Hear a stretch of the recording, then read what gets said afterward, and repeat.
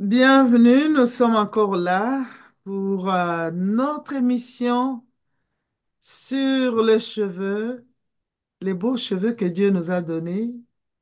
Et nous sommes en train de parler. Nous avons beaucoup de choses que nous aurons à dire, mais nous recevons là pour la troisième fois euh, notre bien-aimée, notre fille Bedi Matoulou. Elle est spécialiste. Elle a toute une clinique, comme vous pouvez voir derrière elle. C'est son studio, son salon. Elle est spécialiste en cheveux, ou je dirais coach capillaire, et spécialiste pour les cheveux texturés ou afro. Elle nous a déjà parlé à deux reprises. Elle a partagé des informations très importantes. Si vous nous suivez pour la première fois, en tout cas, sachez que vous pouvez voir les autres émissions que nous avons faites avec Betty, et vous pouvez apprendre beaucoup de choses sur le soin capillaire, sur le tresse, sur comment vous devez soigner vos cheveux. Et aujourd'hui, nous avons des choses merveilleuses à partager. Alors, Betty, bonjour. Aujourd'hui, avant de commencer notre sujet, j'aimerais d'abord que vous puissiez nous parler du produit que vous-même vous avez pu mettre en place. Vous avez produit une huile ou des huiles. Est-ce que vous pouvez nous montrer d'abord ce produit et nous expliquer il est sur base de quoi et il aide les cheveux à quoi? L'huile que j'ai, c'est l'huile, ça s'appelle fenugreek et lavender. C'est à base de graines de fenugreek qui sont des graines indiennes et l'huile de lavande, qui est une très bonne huile aussi qui aide pour le cheveu, une huile qui aide au fait pour la pousse du cheveu, mais qui aide aussi pour nourrir le cheveu et tout. Et dans le fond, on a d'autres huiles, d'autres ingrédients. On a l'huile de jojoba, on a l'huile de coco, on a l'huile de cacao, on a l'huile de ricin. Il y Donc, a tout ça sont des ingrédients qui sont dans cette huile. des ingrédients qui sont là-dedans. On a aussi l'huile de café, qui est une très bonne huile qui aide à la circulation du sang. Et la circulation du sang, dans le fond, c'est pour le cuir chevelu, c'est très bon parce que ça promouvoit aussi la pousse du cheveu. Donc, l'huile, au fait, ça aide à sceller l'hydratation, ça aide à fortifier les cheveux et ça aide à promouvoir la pousse du cheveu. Euh, mais par contre, c'est que j'aimerais vraiment dire à tout le monde qui l'utilise, et qu'est-ce que je dis même aux gens qui l'utilisent, c'est que l'huile tout seul ne va pas faire pousser les cheveux. Non, il faut, dans le fond, l'ensemble d'une routine capillaire et d'autres produits pour bénéficier du potentiel de l'huile, au fait. Mhm. Puis, une autre chose que j'aime dire, c'est que l'huile n'hydrate pas les cheveux. Oui, il y a certaines huiles qui ont dans le fond, qui ont des caractéristiques d'hydratation, mais ça n'hydrate pas le cheveu. Dans le fond, on met l'hydratation et après, on met de l'huile. Comme mon enfant aussi, on peut utiliser l'huile, comme j'ai dit, c'est après une hydratation. Après avoir hydraté les cheveux, là, on vient mettre l'huile sur la tige du cheveu pour sceller cette hydratation. On peut aussi l'utiliser en tant que des bains d'huile. Dans le fond, avant un lavage, on met ça la veille ou 30 minutes ou 1 heure avant. Et on peut aussi l'appliquer sur les racines. Par contre, si vous désirez l'appliquer sur les racines, c'est très important aussi de laver les cheveux pour ne pas accumuler de l'huile pour Les boucher les trous. résidus, oui. Exactement. Donc, hydrater les cheveux, c'est avec quel genre de produit? Juste avec de l'eau ou bien quoi? Dans le fond, l'hydratation, oui, c'est avec l'eau. Donc, dépendamment, c'est quand qu'on fait l'hydratation. Est-ce qu'on fait une hydratation durant un lavage ou entre deux lavages? Donc, c'est sûr que si pendant le lavage, les cheveux sont déjà humides, sont déjà mouillés, À ce moment-là, on va mettre un lait ou un lait hydratant ou un leave-in, des fois qu'ils appellent ça, un conditionneur sans rinçage, un revitalisant sans Sans rinçage. rinçage. Yeah. Exactement. On met ça, puis par la suite, on scelle avec une huile. Et au milieu de la semaine, entre deux lavages, on peut toujours réhydrater les cheveux. Ça veut dire qu'on prend un spray d'eau, un vaporisateur, on vaporise nos cheveux avec de l'eau, on met le revitalisant sans rinçage, puis on scelle avec l'huile. Ça, c'est très bien. Alors, nous voulons parler ce soir sur la coupe de pointe. Il Oui. paraît que il faut couper les pointes des cheveux, mais les gens veulent avoir de longs cheveux et on veut encore couper. Vous ne trouvez pas que ça se contredit? Qu'est-ce qu'il faut faire? C'est à quoi l'avantage? Oui, ça a l'air à se contredire, mais au fait, la coupe de pointe, ça aide pour les cheveux. Et là encore, je dis, c'est pas couper ses cheveux tous les jours, couper ses pointes tous les jours. Il y a un délai pour le faire. Et d'enfant, on utilise souvent les pointes fourchues. D'enfant, les pointes fourchues, ça se produit lorsque l'extrémité du cheveu d'enfant se divise en deux ou en plusieurs petits morceaux. Euh, Est-ce que c'est visible à l'œil? Ça, à l'œil, non, c'est pas visible, mais si on prend le cheveu, on analyse, on peut le voir.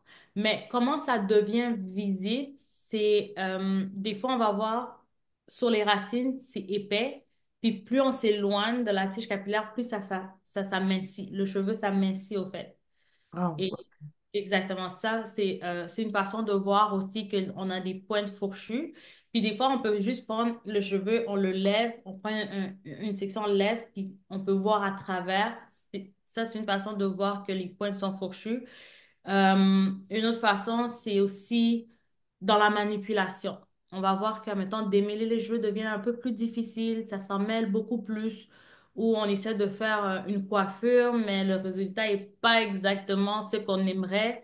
Donc, ça, c'est des façons de voir les pointes fourchues. Puis même quand on fait un lissage, le lissage encore, peut bien le voir, ça fait tous les cheveux épais, puis là, on voit tout à travers. Donc, ouais, ça, c'est une autre façon de voir les pointes fourchues ou des fois, on dit les pointes abîmées. alors, vous dites qu'il faut le couper. Oui, il faut le couper d'enfant. Je sais que beaucoup de gens n'aiment pas ça, surtout quand une personne cherche la longueur, mais comme j'ai dit, moi, j'ai toujours coupé les pointes entre 3 et 4 mois quand on entretient. Puis encore là, tout dépendamment des cheveux, tout dépendamment de la manipulation qu'on fait. Une personne qui manipule ses cheveux beaucoup va créer plus de pointes fourchues qu'une personne qui manipule ses cheveux Moi. pas moins exactement ou pas assez souvent. Donc, moi, j'ai toujours 3 à 4 mois, on coupe qu'est-ce qui doit être coupé aussi. Il ne faut pas couper à l'excès. Il faut couper qu'est-ce qui doit être coupé pour, dans le fond, promouvoir. Puis, dans le fond, c'est essentiel pour maintenir la santé et l'apparence du cheveu. Couper les pointes d'enfant. C'est sûr que tu sais, ça a beaucoup de bénéfices. Dans le fond, ça élimine les pointes fourchues. C'est quand même dans la manipulation du cheveu, on va voir que c'est plus facile parce que dans le fond, c'est la partie ancienne et fragilisée du cheveu qu'on enlève. Puis on essaie de garder la bonne partie, la partie en santé au fait. Euh, Hmm. Puis il y a, dans le fond, ça favorise la croissance, même si on veut pas, on se dit que non, mais ça favorise la croissance parce que en retirant les pointes fourchues, ben, on garde le cheveu en santé. Parce que ce qu'il faut comprendre, c'est que si je dévance un peu, j'allais parler un peu des conséquences, mais juste pour comprendre, c'est que les pointes fourchues, si on les coupe pas, mais ça continue sur la tige capillaire du cheveu. Donc, à la fin, si on coupe pas, ben, ça va faire en sorte qu'on va couper plus que c'est qu'on on doit. Puis, en coupant, l'enfant, le cheveu reste en meilleur état. Donc, c'est plus visible, la structure et l'apparence du cheveu aussi restent en meilleur état, en fait. Ah, mais vous avez dit à un moment donné, en parlant de la vie du cheveu, qu'à un moment donné, les cheveux tombent. Mhm. Après la pousse, il y a la croissance et puis ça tombe. Mhm. Mais pourquoi ne pas attendre juste que les cheveux tombent et qu'on doit encore le coiffer? Parce que c'est pas parce que les cheveux tombent de la racine, en fait. Oh! Oui, les cheveux, parce qu'il y a une différence entre euh, que le cheveu tombe et la casse du cheveu. Hmm, C'est deux choses complètement différentes parce que quand un cheveu tombe, ça part de la racine. Et comment on peut le distinguer? C'est que si en même temps on prend le cheveu, la tige va être plus longue. Et mhm, si on regarde dans les extrémités, on remarque toujours une petite bulle blanche. Ces petites bulles blanches, ça veut dire, à part si c'est des tresses qui ont été tirées, mais si c'est naturel, donc ça veut dire que le cheveu est tombé de soi-même. Alors qu'une casse, ça va être des petits cheveux. C'est comme la tige capillaire, un petit morceau. Et quand on regarde dans les extrémités, on va pas voir cette bulle blanche, ça va être tout noir. hmm, Donc, c'est deux choses complètement différentes parce que ne pas couper ses pointes va créer la casse et non dans le fond, ils appellent ça le shedding, c'est le mot anglais que j'ai, naturel, la tombe naturelle du cheveu, en fait. hmm. Wow! Mais ça, c'est vraiment intéressant. Euh, alors, vous avez dit 3, 4 mois. Euh, mais si quelqu'un ne coupe pas, 6 mois, une année, on n'a jamais coupé, vous pensez qu'il y a vraiment des conséquences sérieuses sur le cheveu? Oui, il y aura des conséquences sur le cheveu parce que, dans le fond, euh, comme j'ai dit tantôt, il y aura la progression du cheveu abîmé. Parce que, comme j'ai dit, les fourches, le cheveu abîmé, c'est que les cheveux se séparent. Mhm, Disons que ça, c'est le cheveu, il se sépare, mais quand on vient couper, on coupe à la séparation pour que c'est vite que ça aille plus haut. Fait que si on coupe pas, il y aura la progression de la fourche. Enfin, les cheveux vont continuer à se séparer jusqu'à ce que ça va couper, puis là, on va perdre un peu plus de longueur et qui va Ah, créer. pour bien comprendre, garde bien ton idée, il faut pas l'oublier. Quand les cheveux est séparés, ils Mhm. continuent à se séparer en allant en bas. En allant en haut sur le cuir chevelu. Parce que dans le fond, ça, si je vois, ça, c'est le cheveu. Si, admettons, je prends ça, c'est mon cheveu. Mhm, Il commence à se séparer de la pointe. mhm. Et là, il va se séparer, mais il va monter jusqu'au cuir chevelu et il va casser. Oh. Oui. Disons que le fait de couper le pointe, c'est une façon de stopper que les cheveux continuent à se séparer pour Exactement. pas tomber. Exactement. Hmm. Mais Donc, euh, expliquez-nous encore, c'est dû à quoi le fait d'abord que les cheveux puissent être séparés déjà? ben, dans le fond, parce que c'est les cheveux les plus anciens. Hmm, Et à cause de la manipulation qu'on fait, dans le fond, il y a la sécheresse, il y a le fait que plus les cheveux se poussent, plus ça s'éloigne de la racine, plus ils deviennent plus anciens, ils deviennent plus fragiles. mhm, Et dans le fond, cette sécheresse-là va faire en sorte que ça se sépare en deux. Il y a la manipulation aussi qui va faire en sorte, il y a admettons, une personne qui dort pas avec un foulard en satin ou un bonnet en satin, une personne qui fait l'utilisation des appareils chauffants comme le fer et tout, mhm. comme tout ça va promouvoir à la fourche du cheveu. Donc, c'est malheureusement, c'est inné. On peut réduire, mais c'est quelque chose qui arrive. Veux pas. Ça arrive chez tout le monde. Ça arrive chez tout le monde, en effet. Hmm. Quel est l'avantage d'un foulard à satin ou bonnet à satin? L'avantage, dans le fond, du bonnet en satin, c'est que c'est la matière du bonnet. Donc, le fait que c'est du satin, ça absorbe moins l'hydratation du cheveu. Comme si on dort directement sur un thé d'oreiller en coton ou on met un foulard en coton, le coton, c'est un absorbeur d'hydratation. Donc, quand on met la tête directement sur le coton, ben, toute l'hydratation qu'on a fait, ça va l'absorber. Et ça va créer des frictions qui va assécher le cheveu. Un cheveu qui est asséché, qui est sec, va amener la casse. Donc, c'est vraiment un cercle vicieux, au fait. Ben, pas c'est vraiment une spirale. Donc, tu fais quelque chose, ça sèche les cheveux, ça casse. Ça en mêle, ça... Donc, c'est éviter, au fait, que les cheveux, ça sèche et se mêlent. Hmm. Les deux arrivent à un même résultat qui est la casse du cheveu.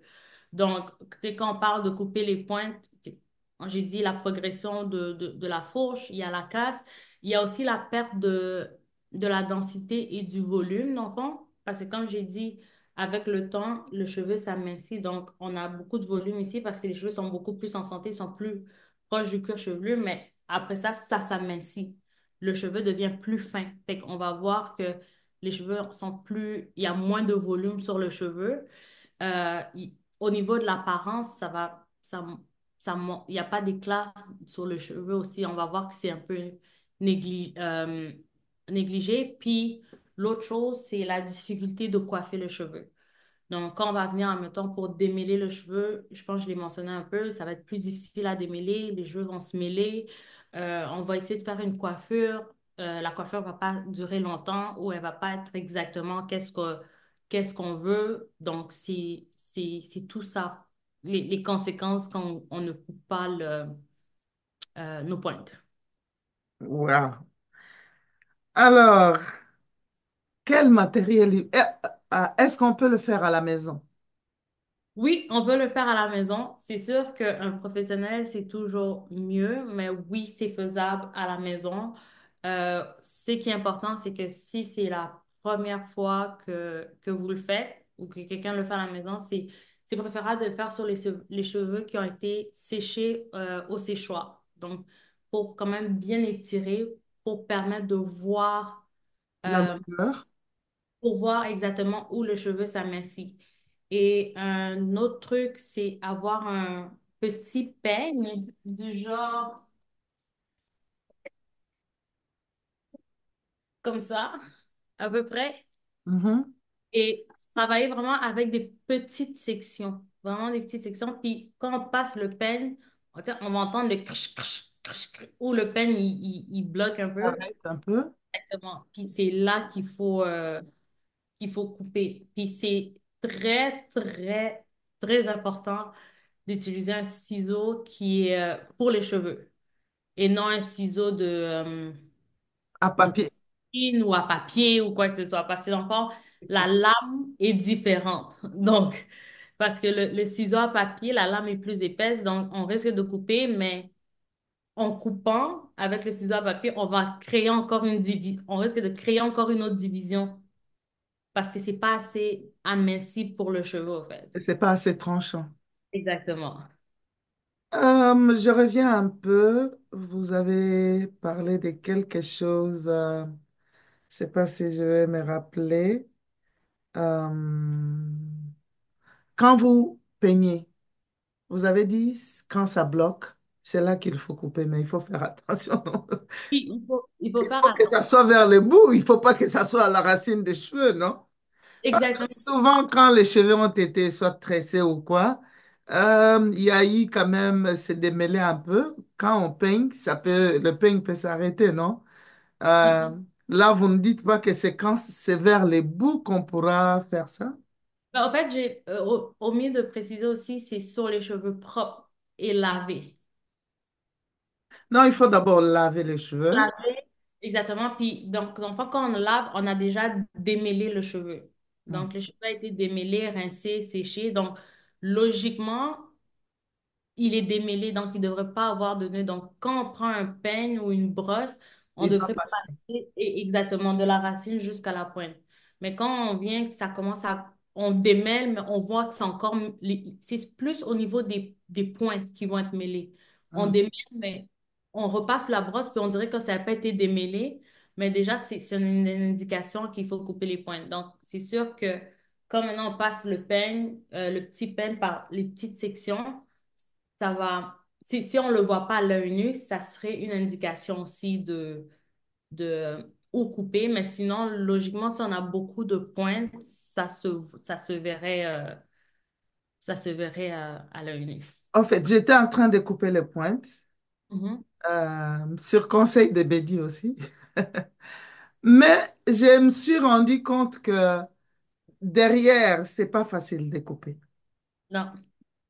Et c'est là où mon problème, quand tu dis on peut couper à la maison, mais des fois, quand vous cherchez là derrière à tirer vos cheveux jusqu'à voir jusqu'où ça va s'arrêter pour que vous puissiez couper, ce n'est pas tous les cheveux qui vont venir là pour couper. Vous comprenez un peu? Oui. Alors, c'est là où je me demande, il faut faire quoi? Ben, dans le fond, comme je dis, moi, quand je coupe à la maison, je divise d'enfants mes cheveux en quatre sections. Mhm, Lieu, puis ici, puis je travaille vraiment par section, puis qu'est-ce que je... Cette partie ici, je l'amène ici, au fait. Tout le bas, je veux couper par ici. Et mhm, quand j'arrive vers le milieu, je le monte vers en haut. mhm.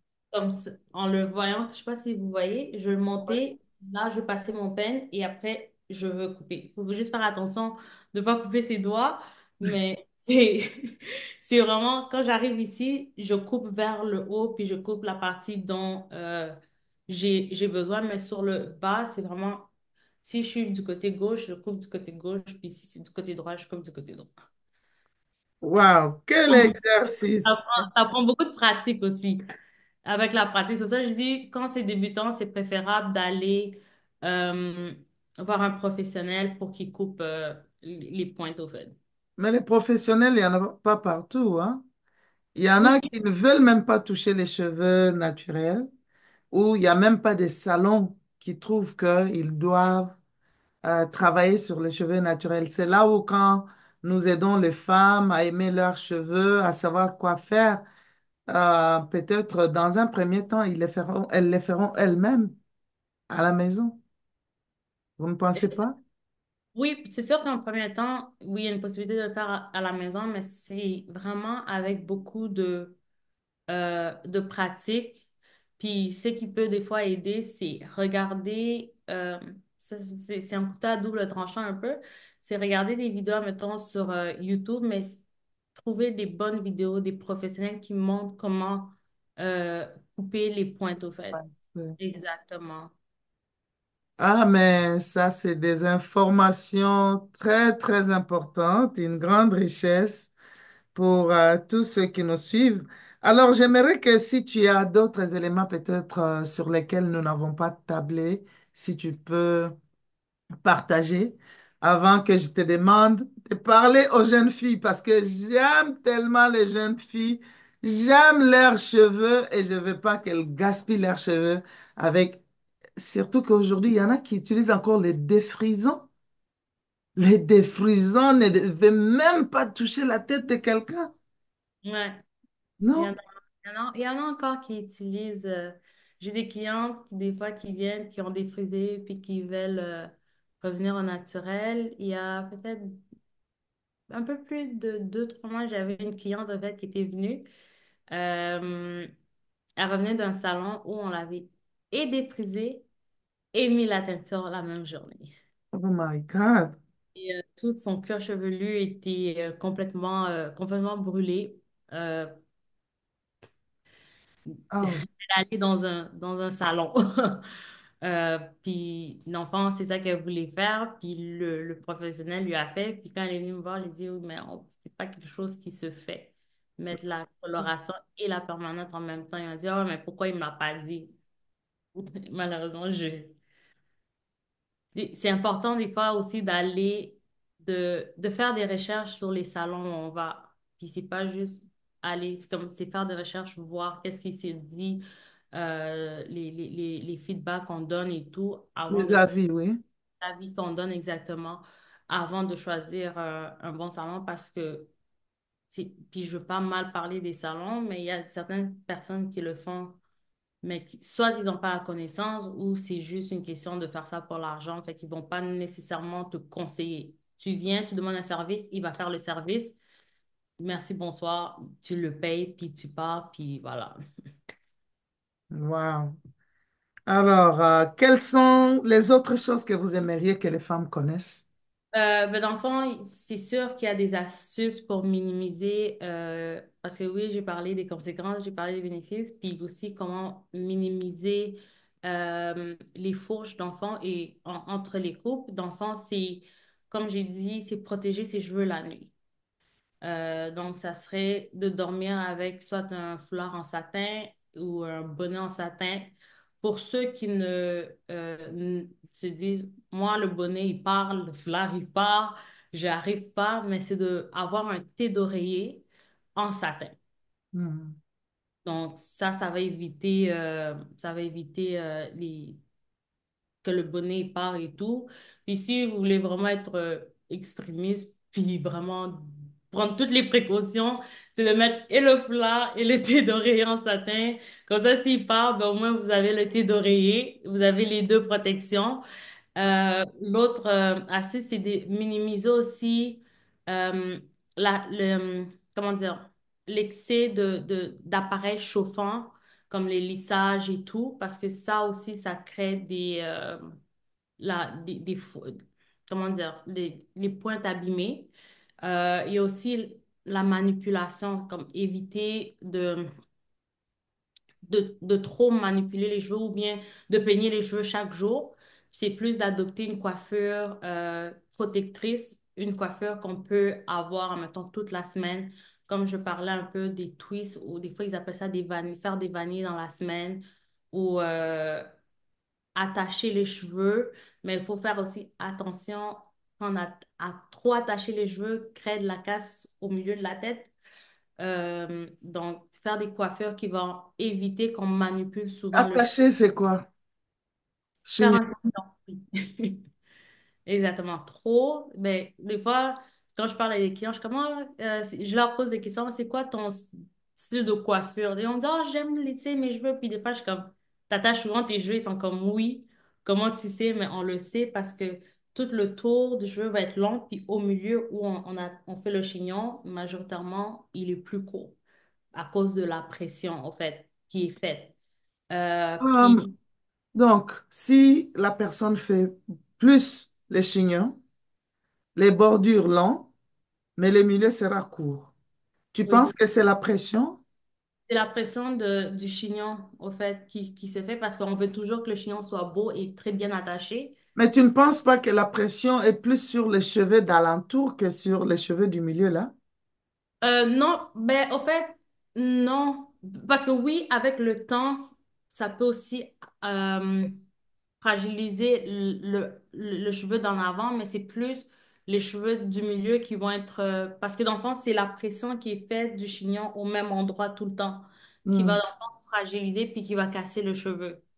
Donc, il n'y a pas de mal à faire un chignon, mais c'est des fois changer de place, puis utiliser, j'en ai pas un ici, mais utiliser les élastiques en satin que ceux-là. Ceux-là, comme ils sont vraiment solides, fait que c'est à C'est pas bon. éviter. Exactement. Ou c'est à éviter.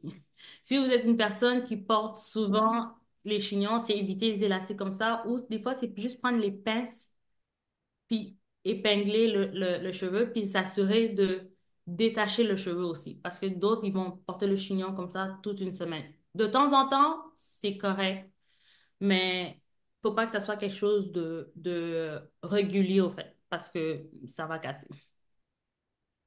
Wow. Et si la personne fait peut-être des tresses, je ne sais pas comment on appelle.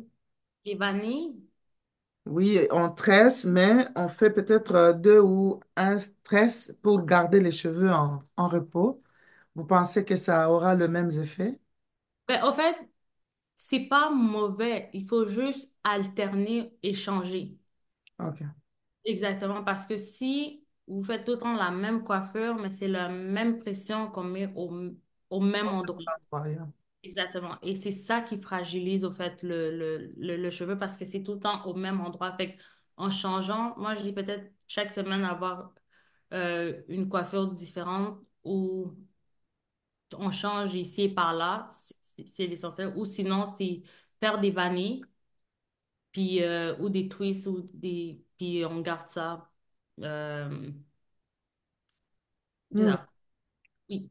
Puis l'autre astuce aussi, c'est de bien hydrater et sceller le cheveu, au fait. Parce que, comme j'ai dit, là, il faut éviter arriver que nos cheveux s'assèchent.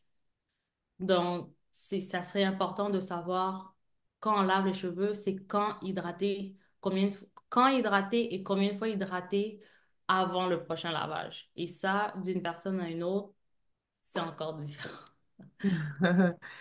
Oh mon Dieu, les informations sont tellement bonnes, multiples, bonnes. Et en tout cas, souscrivez à notre chaîne YouTube et appuyez la cloche pour que vous soyez au courant quand nous avons d'autres nouvelles. Et vous savez, nous ne parlons pas seulement de cheveux, nous parlons beaucoup de la vie des femmes, nous parlons de l'éducation sexuelle, nous parlons de la famille, nous parlons de foyer, nous parlons de la femme qui doit produire des moyens, comment elle doit s'y prendre pour être une femme responsable et qui se prend en charge. Nous parlons de beaucoup de sujets. Alors, Betty, pour finir, j'aimerais que tu parles aux jeunes filles parce que je sais que euh, je ne sais pas, c'était quoi la question? Sur les boucles. Oh, j'ai oublié une question. Merci beaucoup. Quand on veut boucler les cheveux, comment le faire? Dans le fond, pour boucler les cheveux, euh, c'est qu'on appelle le wash and go, la définition de boucle. C'est très important de le faire sur les cheveux mouillés. Ça, c'est la première chose. Donc, quand on vient de laver le cheveu, on a lavé, il fait le masque et tout.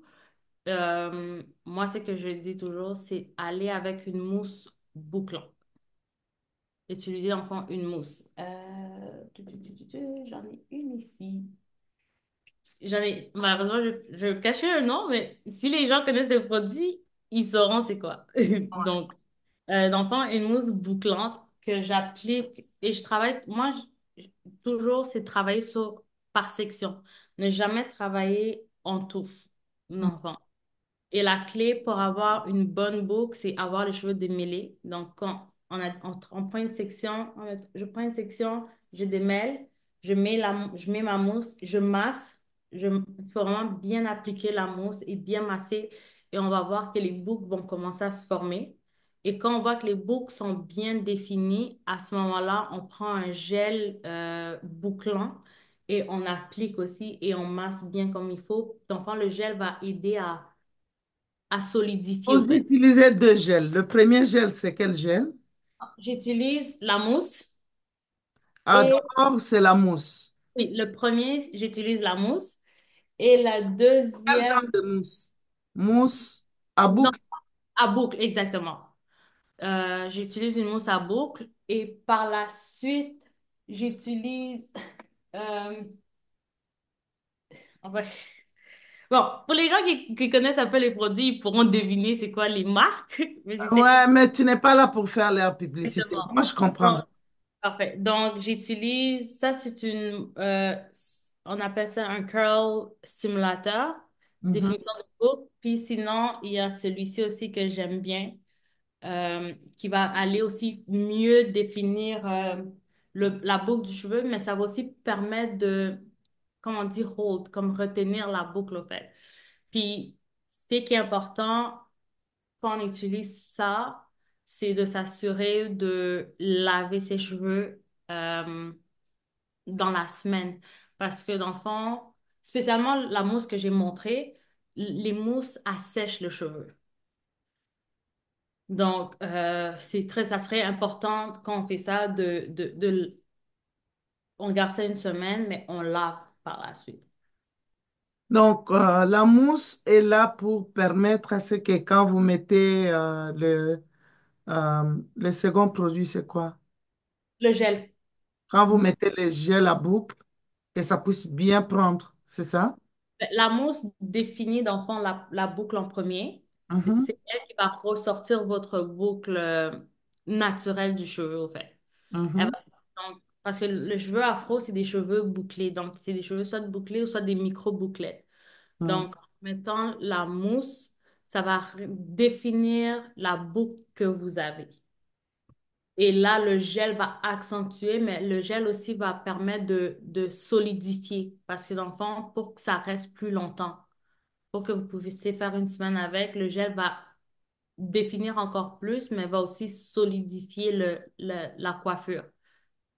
Est-ce que c'est pas lourd sur les cheveux? Non, honnêtement, c'est pas lourd. La seule chose, c'est qu'il faut s'assurer de bien sécher ça, en fait. Mais sinon, c'est des produits légers. Oui, quand je l'ai dit, ça a l'air de mettre beaucoup de produits, mais une mousse, c'est vraiment très légère. Et les deux gels que j'ai montrés, c'est des gels aussi assez légers, fait que ça va pas alourdir le cheveu. Donc, quand on les applique, les cœurs peuvent ou rester, les boucles peuvent rester pendant longtemps. Une- Euh, Oui, ça peut rester une semaine. C'est sûr qu'avec le temps et dépendamment de l'endroit où on habite, s'il y a beaucoup d'humidité, ça va peut-être gonfler, mais oui, ça va rester. Puis ce qu'on peut faire au milieu de la semaine, c'est prendre un spray d'eau, préférablement la nuit, spray, et ça va réactiver le produit. Fait qu'on peut juste remasser un peu dans certains endroits et ça va redéfinir, au fait, les boucles. les couples à nouveau. Oui. Wow! En tout cas, merci beaucoup. Est-ce que j'ai oublié autre chose? Sinon, s'il y a une autre chose que tu penses que tu veux que les femmes connaissent par rapport à ces points ici sur la coupure de pointe, nous avons parlé de la coupure de pointe et puis beaucoup d'autres éléments et l'avantage, les bénéfices à couper. Euh, mais j'aimerais que vous puissiez parler un peu aux filles. Mhm. Aider un peu les jeunes filles à comprendre que, au fait, l'âge où elles ont, c'est un âge où elles devaient être très fières parce que leurs cheveux sont tellement en santé et leurs cheveux poussent vite. Mais des fois, on ne comprend pas ça et on pense que non, c'est la perruque qui me rendra beaucoup plus jolie. Et pourtant, elles sont toutes jolies dans leurs cheveux. Oui.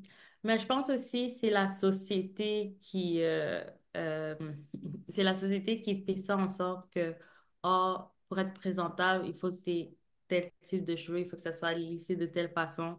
Il y a certaines places où si tu pars avec tes cheveux comme ça, faire une entrevue, ils vont te dire c'est pas assez professionnel ou quoi que ce soit. Je pense que la société a vraiment mis une pression ou un standard euh, de comment on doit se présenter, comment nos cheveux doivent être, mais je, je n'accepte pas ça personnellement parce que je me dis, si c'était ça, ben, on aurait tous les mêmes cheveux.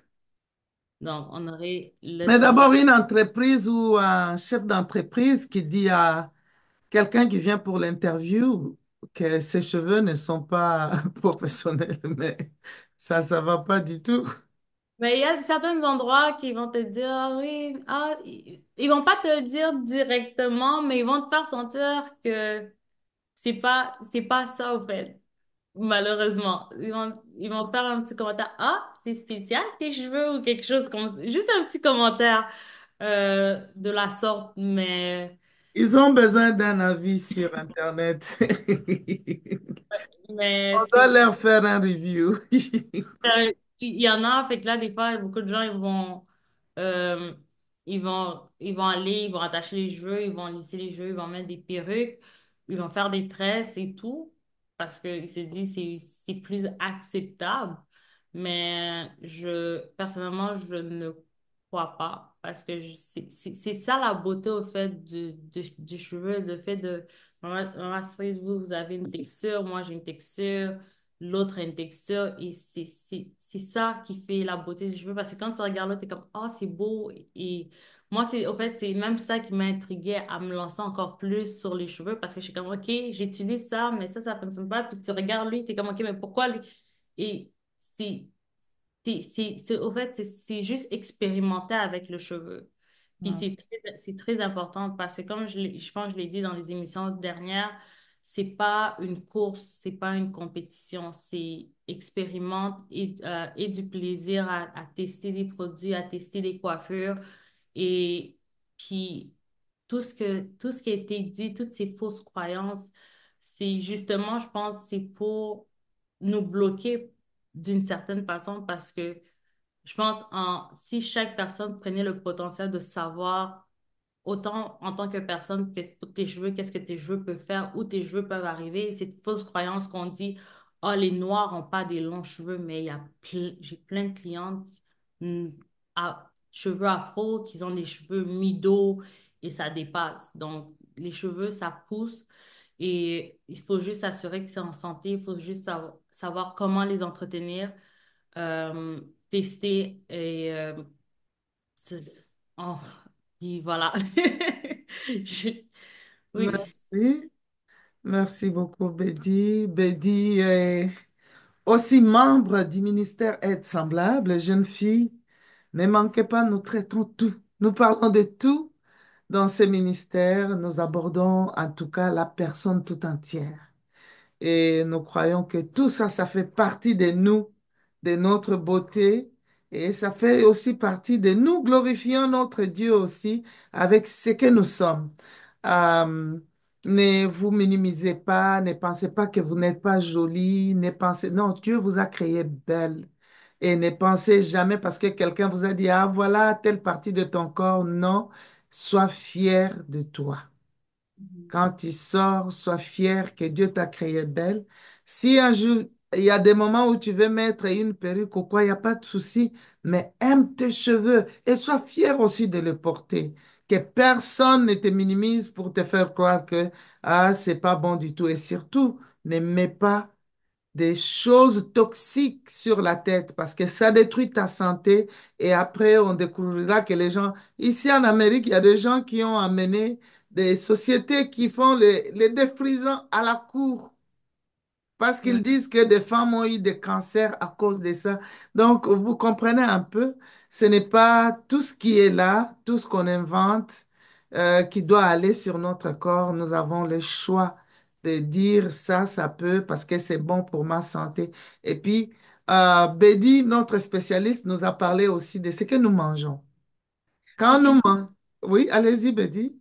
vous avez parlé du défrisant et c'est que moi, je vais rajouter pour que les gens prennent conscience de ça, c'est que vous allez dans un salon pour défriser, mais la personne qui vous défrise les cheveux, elle porte des gants pour protéger ses mains, C'est ça. mais elle met le produit sur votre tête. Entre des mains puis la tête, qu'est-ce qui est plus dangereux et fragile, au fait? La personne porte des gants et vous met des produits sur la tête. Ça, c'est bien dit. Ça, c'est Donc, très bien dit. c'est vraiment ça, des fois, que j'essaie de faire comprendre à des personnes. C'est, ah oui, mais je dis, mais oui, mais la personne qui te met, elle a des gants, elle se protège, mais elle te le met sur la tête. Donc, C'est c'est dangereux. exactement. Ah, mais ça, c'est des bons moments, très bons moments. Ah, quand notre spécialiste Betty aura mis encore sur le marché un autre produit, nous reviendrons avec elle pour parler de ces produits-là. Mais maintenant, si vous habitez Montréal, voilà la clinique où vous pouvez aller. Elle va vous donner des conseils. Elle va vous parler de beaucoup de choses en touchant vos cheveux et en les voyant. Moi, j'aime dire même, mais Bédi, viens même pendant un mois seulement à Orlando, ouvre une boîte pour un mois et nous tous, on va courir là-bas pour que tu prennes soin de nos cheveux. Alors, vous qui êtes loin, qui voulez commander aussi les huiles, j'aimerais que Bédi nous dise comment les gens peuvent recevoir ces huiles. Dans le fond, on a un site internet qui est www.bedinatural avec un A, beauty.com. Et si vous êtes en dehors de Quand vous Montréal, dites avec A, ça veut dire quoi? Natural. Donc, Naturel, mais en anglais. Donc, oh, répète encore, c'est comment les noms? www.bedi, Natural, beauty, BEAUTY.com. Mhm. Donc, on offre la livraison. Vous pouvez commander directement via le site Internet. Mais si vous êtes au Canada, dans les environs de Montréal, la Rive-Sud, Laval, vous pouvez aussi passer dans le salon puis vous en procurer. On offre aussi des services capillaires. Puis, je fais aussi de l'accompagnement en ligne avec les personnes qui veulent apprendre à prendre soin de leurs cheveux. Pour l'accompagnement en ligne, on vous contacte comment? Sur le Euh, site? non, vous pouvez directement me contacter sur l'adresse courriel bedinaturalbeauty@commercialgmail.com. Et je vous réponds, vous me dites qu'est-ce que vous voulez, puis après, on peut se céduler un rendez-vous, soit par Zoom, puis on regarde ensemble comment on peut fonctionner pour l'accompagnement capillaire. Oh, donc, contactez Betty, c'est pas cher, elle va vous donner ses prix et puis ça sera merveilleux d'utiliser les produits qu'elle a ou de l'avoir aussi sur Zoom pour vous parler de façon particulière sur vos besoins. Nous sommes à la fin de cette émission. Allez vous abonner sur notre chaîne YouTube et aussi appuyer la cloche pour que à tout moment vous soyez au courant si nous avons d'autres émissions qui viennent. Merci beaucoup, Betty. Nous sommes fiers de, de toi, d'être ces spécialistes qui nous aident avec les cheveux afro. En tout cas, nous avons été bénis dans les trois émissions que nous avons eues. Merci beaucoup. Que Merci. Dieu vous bénisse. Je vous bénisse aussi. Et nous croyons que nous aurons un autre moment pour continuer. Merci. Merci. Passez une bonne soirée. Merci. Merci.